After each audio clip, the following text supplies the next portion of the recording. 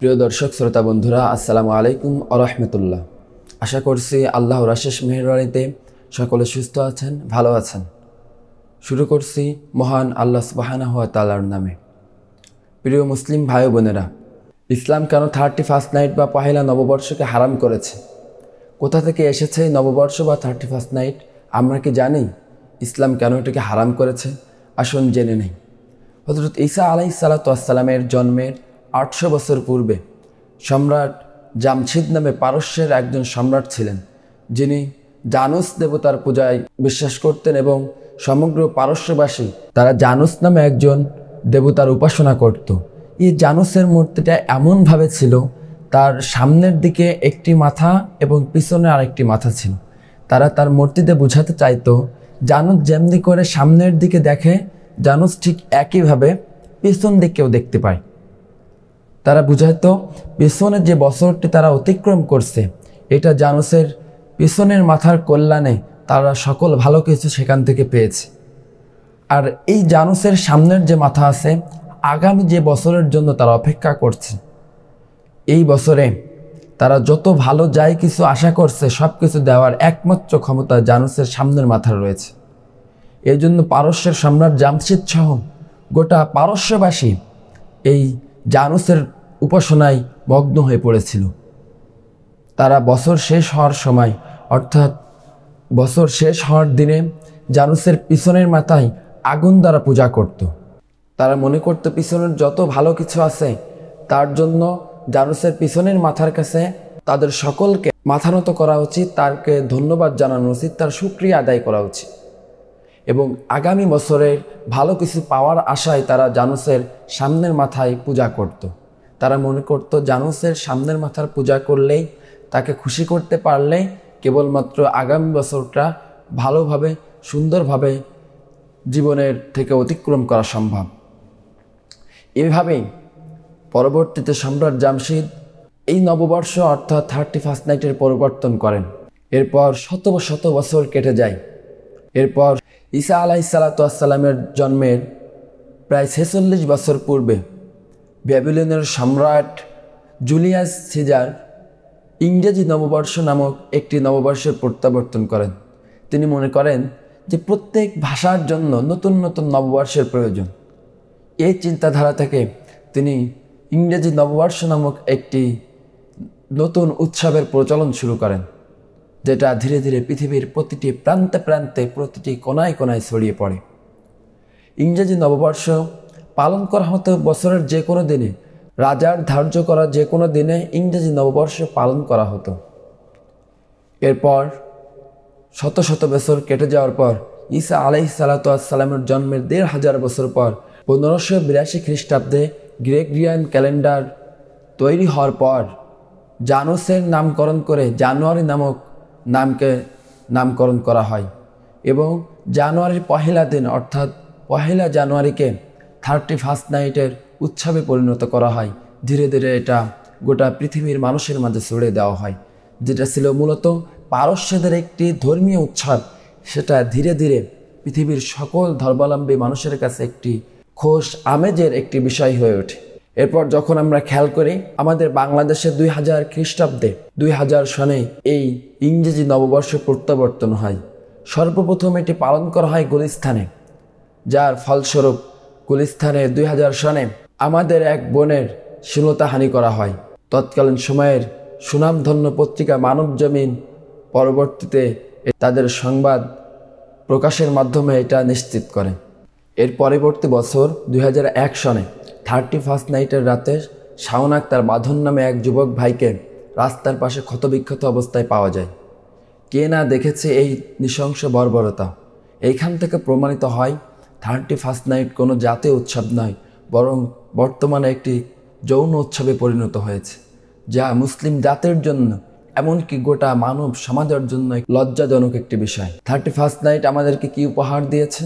এই দিনে আমাদের যুব সমাজ ও কোমলমূর্তি শিক্ষার্থীরা আতশবাজি, ফানুস ইত্যাদি পোড়ানোর মাধ্যমে সম্পদের অপচয় সঙ্গে সঙ্গে হাজার হাজার মানুষের জীবন নষ্ট করার নজির স্থাপন করেছে।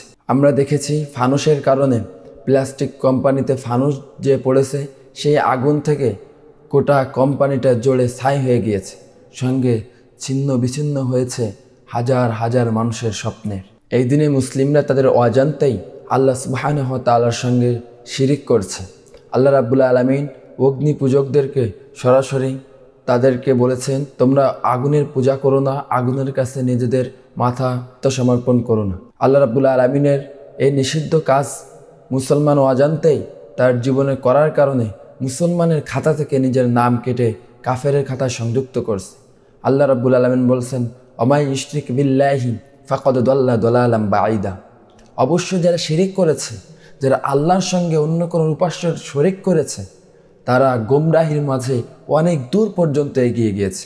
লা ইশরিক বিল্লাহ, তোমরা আল্লাহর সঙ্গে কাউকে শিরিক করো না, আল্লাহর সঙ্গে কারো সম্পর্ক স্থাপন করো না। কিন্তু আমরা যদি লক্ষ্য করি, এই 31st নাইট পালন করতে যে আমাদের যে স্লোগান, আমাদের যে কথা, আমাদের যে আচার, আমাদের যে ব্যবহার, তার মাধ্যমে আমরা দেখতে পাচ্ছি ওই সেই পারস্যরা যেমন ভাবে পারস্য নাগরিকরা জানুসের পূজা করত, ঠিক একইভাবে আমাদের মুসলিম ভাইরাও, আমাদের মুসলিম বোনেরাও পারস্য রীতিনীতি অবলম্বন করে আল্লাহ রাব্বুল আলামিনের সঙ্গে সরাসরি শিরিক স্থাপন করেছে। এই দিনে আমাদের মুসলিম ভাই বোনেরা স্লোগান দেয়, মুছে যাক গ্লানি, ঘুষে যাক জোড়া, অগ্নি স্নানে সূচি হোক ধারা। লক্ষ্য করেছেন এই কথার মাধ্যমে আল্লাহ সুবহানাহু ওয়া তাআলার সঙ্গে কত বড় শিরিক আমরা স্থাপন করছি। আমরা আল্লাহকে বাদ দিয়ে আগুনের কাছে সাহায্য চাচ্ছি। আগুন যেন আমাদের সকল বিপদ আপদ মুছে দিয়ে নব উদ্যমে আমাদের নতুন বছর শুরু করার তৌফিক দেয়। নাউজুবিল্লাহি মিন জালিক। এটা যেমনিভাবে আল্লাহ সুবহানাহু ওয়া তাআলার সঙ্গে শিরিক স্থাপন করা, ঠিক একইভাবে আমাদের নিজেদের বোকামের একটা পরিচয়ও বটে। যে আগুন নিজে থেকে জ্বলতে পারে না তার কোনো উৎস ছাড়া, আবার মানুষ ইচ্ছা করলেই পানি দ্বারা আগুনকে নিভিয়ে দিতে পারে। তাহলে আমরা কি আগুন ছেড়ে পানির কাছে সাহায্য চাইব, যেহেতু আগুনের থেকে পানির ক্ষমতা বেশি? যেখানে আল্লাহ রাব্বুল আলামিন বলছেন সূরা মুলকের 1 নম্বর আয়াতে, তাবারাকাল্লাযী বিয়াদিহিল মুলক ওয়া হুয়া আলা কুল্লি শাইইন কাদির।